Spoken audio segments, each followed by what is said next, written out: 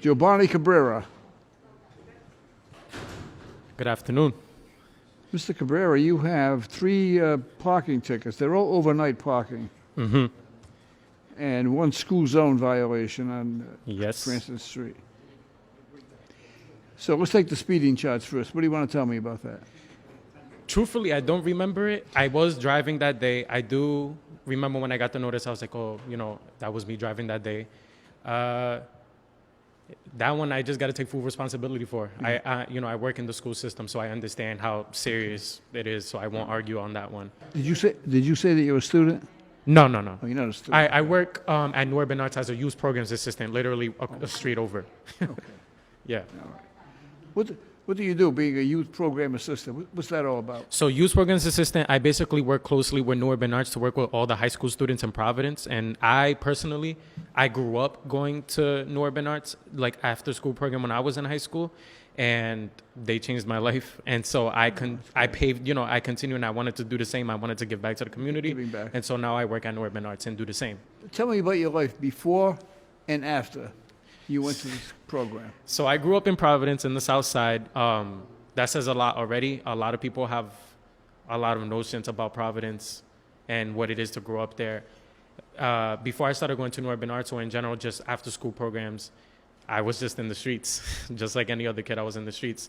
And my mom's, who is a single mother and now is going through a deportation case currently.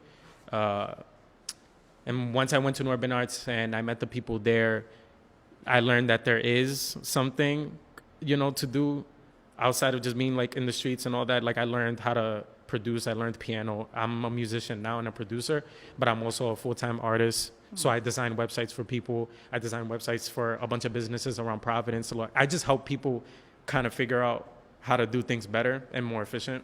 That's kind of what I do now. So I do a lot of things, many things. But my main passion is to work with the youth. I'm very impressed with your background Thank you. and how you turned your life around.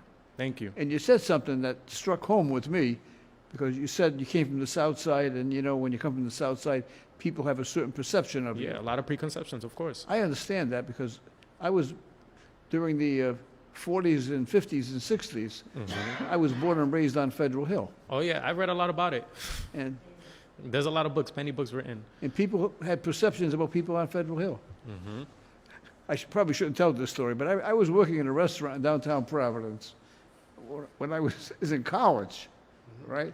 And I was a counter boy, and a counter man. I was making hamburgers and cooking and washing dishes and stuff. And it was in downtown Providence, and a lot of people who worked in the area would come in. And there was a lovely young lady came in, and she'd come in all the time. So anyway, I asked her for a date.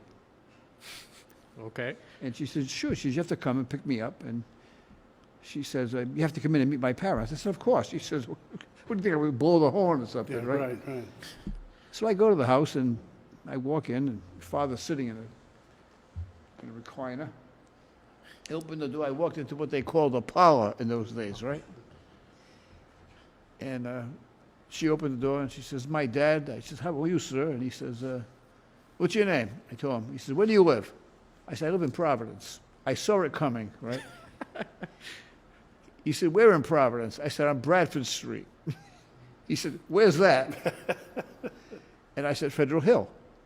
And he said, you're not taking my daughter out. Of course. And that was the end of my date. People got to let these notions go. You got to let it go. So when you said you're telling me about your situation, that people had certain thoughts about you, of course. Yeah.